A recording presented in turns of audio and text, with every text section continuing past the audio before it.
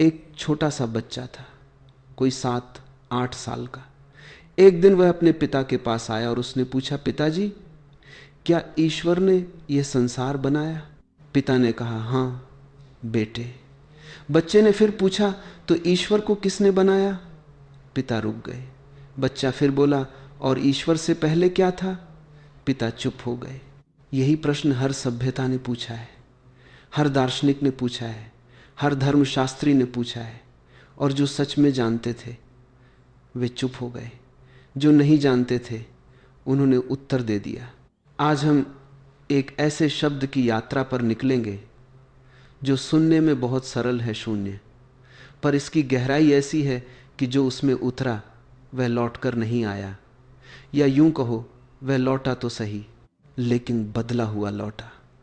शून्य वह है जो ईश्वर से पहले था, शून्य वह है जो ईश्वर के बाद भी रहेगा, और शून्य वह है जो तुम्हारे भीतर अभी भी है। इसी क्षण 5000 साल पहले भारत की उस धरती पर जहां आज भी नदियां बहती हैं, किसी ऋषि ने, जिसका नाम हम नहीं जानते, कुछ ऐसा लिखा जो आज भी दुनिया के हर दार्शनिक को हैरान कर देता है। यह ऋग्वेद का 10वां मंडल है, 129वां सूक्त, जिसे नासदीय सूक्त कहा जाता है, सृष्टि का गीत। और यह गीत शुरू होता है इन शब्दों से, नासदासी नो सदासी तदानीम, अर्थात तब न सत था न असत था। रुको जरा इस वाक्य को समझो। सत्य यानी जो है और असत्य यानी जो नहीं है। ऋषि कह रहे हैं कि तब न जो है वह था और न जो नहीं है वह था। यह कैसा कथन है? तर्क की भाषा में तो यह असंभव लगता है, क्योंकि या तो कुछ होता है या नहीं होता है, तीसरा क्या हो सकता है? लेकिन ऋषि कहते हैं कि वही तीसरा था, वही शून्य था। फिर वे आगे कहते हैं कि न मृत्यु थी, न अमृता थी, न रात थी, न दिन था, न वायु थी, न आकाश था, केवल वह एक था जो बिना वायु के अपनी ही शक्ति से श्वास लेता था। और इसके बाद वे सबसे साहसी बात कहते हैं, यह सृष्टि कहां से आई, किसने बनाई? शायद उसने स्वयं बनाई, शायद नहीं भी बनाई। जो उच्चतम लोक में बैठकर देखता है वह जानता है, या शायद वह भी नहीं जानता। 5000 साल पहले एक ऋषि ने लिखा कि शायद ईश्वर भी नहीं जानता कि यह सब कैसे हुआ। यह निराशा नहीं है, यह अज्ञान भी नहीं है, यह ज्ञान की उच्चतम अवस्था है, जहां मनुष्य जान जाता है कि कुछ ऐसा है जिसे जाना नहीं जा सकता, केवल अनुभव किया जा सकता है, और उसी कुछ का नाम है शून्य। अब जरा एक और बात देखो, संस्कृत में शून्य का अर्थ है रिक्त, खाली, व्योम। गणित में शून्य वही है जिसे हम शून्य अंक कहते हैं, और यह शून्य कितना अद्भुत है। अपने आप में वह कुछ नहीं, लेकिन किसी भी संख्या के पीछे लग जाए तो उसे बदल देता है। 1 के पीछे लगे तो 10 बन जाता है, 10 के पीछे लगे तो 100 बन जाता है, 100 के पीछे लगे तो 1000 बन जाता है। शून्य स्वयं कुछ नहीं है, लेकिन हर चीज को अनेक गुना कर देता है। यही उसका रहस्य है, यही उसकी शक्ति है। ईश्वर से पहले शून्य था और शून्य से ही ईश्वर प्रकट हुआ। आज से लगभग 18-20-100 साल पहले दक्षिण भारत में एक व्यक्ति जन्मा, नाम था नागार्जुन। बुद्ध के बाद उन्हें बौद्ध दर्शन का सबसे बड़ा आचार्य माना जाता है। नागार्जुन ने एक शब्द को पूरी दुनिया के दर्शन के सामने रख दिया, शून्यता। उन्होंने कहा कि सब दार्शनिक शून्यता की सिंह गर्जना से भयभीत हो जाते हैं, क्योंकि वे जहां भी जाते हैं शून्यता उनकी प्रतीक्षा में होती है। नागार्जुन की बात ध्यान से सुनो। उन्होंने कहा कि हर चीज शून्य है, लेकिन इसका अर्थ यह नहीं कि कुछ भी नहीं है। वे कह रहे थे कि हर चीज अपने स्वभाव से रिक्त है। स्वभाव यानी कोई भी वस्तु अपने दम पर स्वतंत्र रूप से अस्तित्व नहीं रखती। ये कुर्सी जिस पर तुम बैठे हो, क्या ये अपने आप में केवल कुर्सी है? नहीं, ये लकड़ी है। जो किसी पेड़ से आई। वह पेड़ मिट्टी से था, मिट्टी वर्षा से थी, वर्षा सूर्य से जुड़ी थी। सब कुछ एक दूसरे से जुड़ा है। कोई भी वस्तु अकेली नहीं है, कोई भी वस्तु अपने आप में नहीं है। इसे प्रतीत्यस्मुत्पात कहा गया, अर्थात परस्पर आश्रित उत्पत्ति। और अब हृदय सूत्र की वह पंक्ति सुनो जो बौद्ध धर्म की सबसे बड़ी उपलब्धियों में से एक है, रूपम, शून्यता। शून्यता एव रूपम, रूप शून्यता है और शून्यता ही रूप है। ये क्या पहेली है, इसे समझो। आकाश को देखो, आकाश खाली है, इसलिए बादल आ सकते हैं, इसलिए पक्षी उड़ सकते हैं, इसलिए सूर्य चमक सकता है। यदि आकाश भरा हुआ होता तो कुछ भी संभव नहीं होता। आकाश की रिक्तता ही उसकी शक्ति है, आकाश की शून्यता ही उसकी परिपूर्णता है। रूप शून्यता से आता है और जब रूप विदा होता है तो उसी शून्यता में लौट जाता है। यह शून्यवाद नहीं है और यह शाश्वतवाद भी नहीं है, यह मध्य मार्ग है। बुद्ध का मध्य मार्ग, नागार्जुन का मध्य मार्ग। और एक बात, जिन्हें लगता है कि बुद्ध नास्तिक थे, वे बुद्ध को समझे ही नहीं। बुद्ध ने ईश्वर को इसलिए नकारा क्योंकि यदि ईश्वर है तो तुम पूरी तरह खाली नहीं हो सकते। यदि आत्मा है तो तुम्हारा अहंकार उसके पीछे छिप जाएगा। बुद्ध ने कहा कि सब कुछ छोड़ो और तब जो बचता है वही सत्य है। जब सब कुछ छोड़ा जाता है तो शून्य बचता है और वह शून्य किसी भी ईश्वर से बड़ा है, किसी भी आत्मा से गहरा है। अब आते हैं आदि शंकराचार्य पर, भारत के महानतम दार्शनिकों में से एक, जिन्होंने मात्र 32 वर्ष की आयु में अपना जीवन पूर्ण किया। पर उन 32 वर्षों में जो दिया वह अनंत काल के लिए है। शंकर ने एक सिद्धांत दिया, अद्वैत। अद्वैत यानी दो नहीं, सब कुछ एक है। तुम और ब्रह्म एक हो, यह संसार और ब्रह्म एक है। पर यह ब्रह्म क्या है? शंकर ने कहा कि ब्रह्म निर्गुण है। निर्गुण यानी बिना गुणों के, उसका कोई रूप नहीं, कोई रंग नहीं, कोई नाम नहीं, कोई सीमा नहीं। वह न पुरुष है, न स्त्री, न यह है, न वह है। और शंकर का वह अद्भुत सूत्र है, नेति। नेति, यह नहीं, यह नहीं। जो भी कहो वह नहीं है, जो भी सोचो वह नहीं है, जो भी समझो वह नहीं है। तो क्या यह शून्य नहीं है? शंकर का निर्गुण ब्रह्म और बुद्ध की शून्यता, क्या वे एक ही सत्य की दो भाषाएं नहीं हैं? एक बार शंकर के आलोचक रामानुज ने कहा था कि शंकर तो छिपे हुए बौद्ध हैं, वे वही बात कहते हैं जो बुद्ध ने कही, बस भाषा अलग है।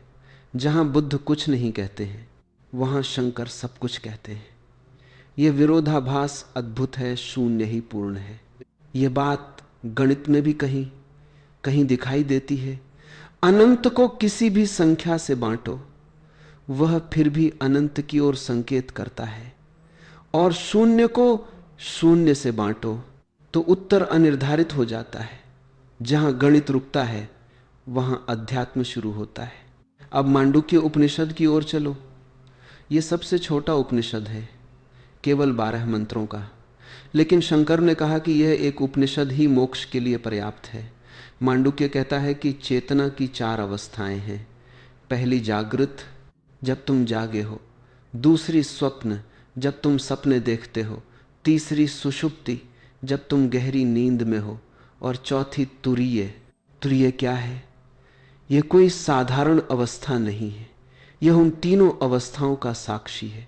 वही जो देखता है, जागृत में भी वही था, स्वप्न में भी वही था, सुषुप्ति में भी वही था। और जब सब अवस्थाएं विसर्जित हो जाती हैं, जब कोई अनुभव नहीं बचता, तब जो बचता है वही तुरीय है। मांडुक्य से परम शून्य कहता है। एक के 3 अक्षर 3 अवस्थाओं के प्रतीक हैं। अ जागृत का, उ स्वप्न का और म सुषुप्ति का। और जब ए का उच्चारण समाप्त होता है तब जो मौन आता है वही तुरीय है, वही शून्य है, वही ब्रह्म है। अब एक बड़ा प्रश्न उठता है यदि शून्य ईश्वर से पहले था तो क्या ईश्वर शून्य से अलग है, या ईश्वर स्वयं शून्य ही है? पश्चिम के दार्शनिक कहते हैं कि ईश्वर ने शून्य से सृष्टि बनाई, अर्थात कुछ नहीं से सब कुछ। पर यहां एक समस्या है, यदि शून्य से कुछ बन सकता है तो शून्य कुछ नहीं कैसे हुआ? जो कुछ नहीं है वह कुछ पैदा नहीं कर सकता, और जो कुछ पैदा कर सकता है वह कुछ तो है। भारतीय दर्शन ने इस प्रश्न को अलग तरह से देखा। यहां कहा गया कि शून्य रिक्तता नहीं है, परिपूर्णता है। शून्य कुछ नहीं नहीं है, शून्य वह है जिसमें सब कुछ संभव है। जैसे गर्भ, जब तक गर्भ खाली है जीवन उसमें आ सकता है। यदि गर्भ पहले से भरा हो तो नया जीवन कहां आएगा? शून्य वह गर्भ है जिससे सृष्टि जन्म लेती है। शून्य वह संभावना है जिसमें ईश्वर स्वयं को व्यक्त करता है। और यही बुद्ध की महानता समझो। बुद्ध ने कहा ईश्वर नहीं, आत्मा नहीं, कोई स्थायी सत्ता नहीं। लोगों ने समझा कि बुद्ध शून्यवाद सिखा रहे हैं, पर जिन्होंने भीतर से समझा उन्होंने देखा कि बुद्ध इसलिए नकार रहे थे ताकि तुम उस शून्य को देख सको जो सबसे परे है। यदि ईश्वर है तो तुम उसकी पूजा में लग जाओगे, यदि आत्मा है तो तुम उसे बचाने में लग जाओगे। बुद्ध चाहते थे कि सब छोड़ो, और जब सब छूट जाए तब जो बचता है वह ईश्वर से भी गहरा है, आत्मा से भी शुद्ध है, वह शून्य है। और अब उस व्यक्ति की बात जिसने इस युग में शायद सबसे साहसपूर्वक इस सत्य को कहा, शून्य का अर्थ खालीपन है लेकिन नकारात्मक नहीं। यह बहुत सकारात्मक खालीपन है। इसका अर्थ कुछ नहीं बल्कि वस्तुहीनता है। शून्य आकाश जैसा है, शुद्ध अवकाश जो है, जो था, जो होगा, सब उसमें आता है और चला जाता है, और वह बना रहता है। तुम उसे छू नहीं सकते, फिर भी तुम उसी में रहते हो। तुम उसे देख नहीं सकते, फिर भी उसके बिना तुम नहीं हो। जैसे मछली जल में है वैसे तुम शून्य में हो। इसे सुनो, शून्य रिक्तता नहीं है, शून्य परिपूर्णता है।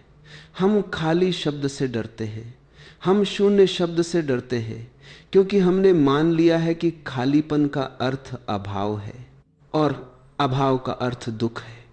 यह गलतफहमी है। अंतरिक्ष में कृष्ण विवर होता है, वह इतना सघन, इतना विशाल होता है कि प्रकाश भी उसमें समा जाता है, सब रूप उसमें विलीन हो जाते हैं। पर क्या वह अंत है? नहीं।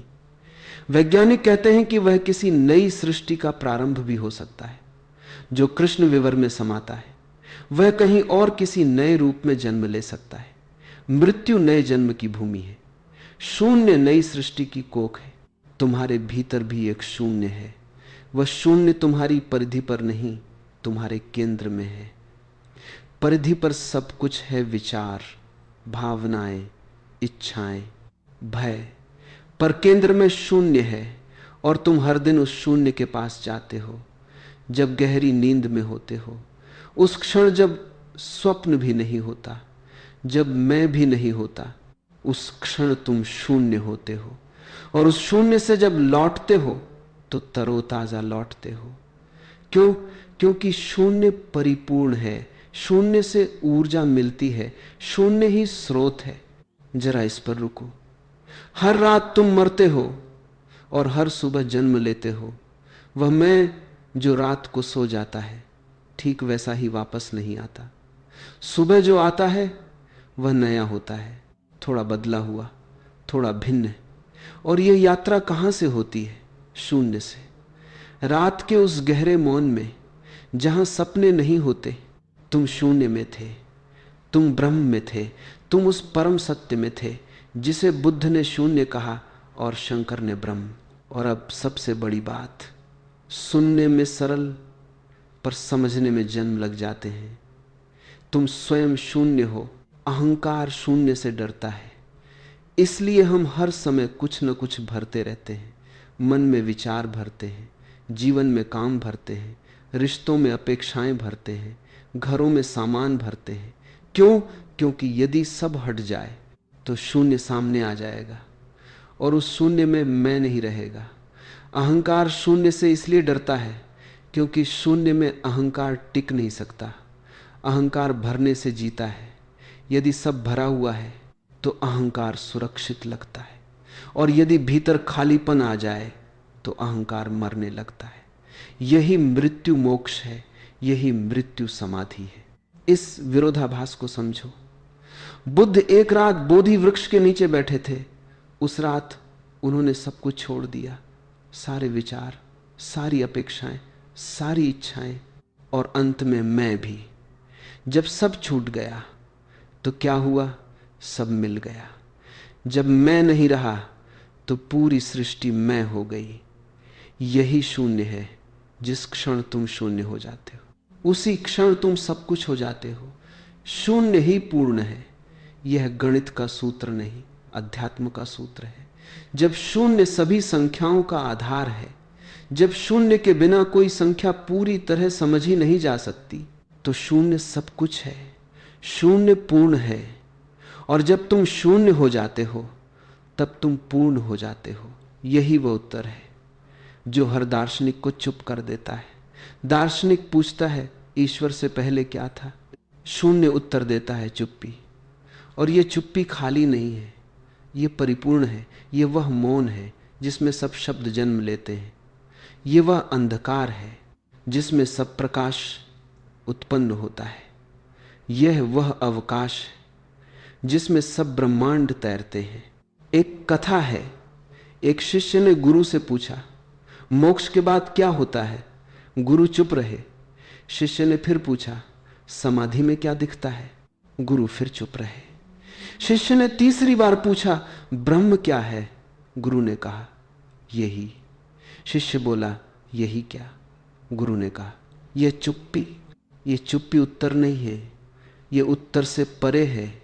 भाषा में जो कहा जाए वह अपूर्ण है, जो न कहा जाए वह पूर्ण है।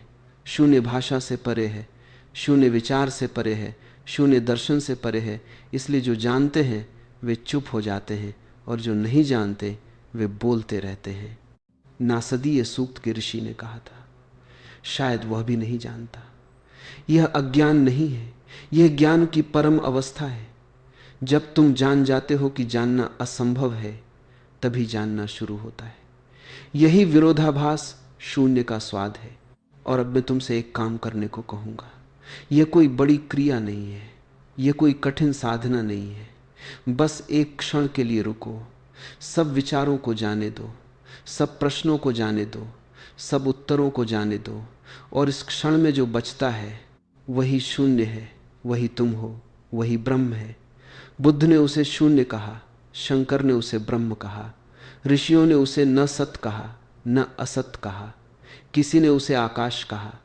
लेकिन जो उसे अनुभव करता है वो कुछ नहीं कहता, वो बस मुस्कुराता है। ईश्वर से पहले शून्य था, ईश्वर के बाद भी शून्य रहेगा, और ईश्वर स्वयं भी शून्य है। यही वह उत्तर है जो हर दार्शनिक को चुप कर देता है, क्योंकि यह उत्तर नहीं है, यह अनुभव है। और अनुभव शब्दों में नहीं आता, अनुभव मौन में मिलता है। इसलिए आज रात जब सब सो जाएं, जब घर शांत हो जाए, तब एक क्षण के लिए बैठना, आंखें बंद करना, सब छोड़ देना और उस शून्य को महसूस करना जो तुम्हारे भीतर हमेशा से था। वह शून्य तुम्हारा शत्रु नहीं है, वह शून्य तुम्हारा घर है। शून्य शरणं गच्छामि। मैं शून्य की शरण जाता हूं।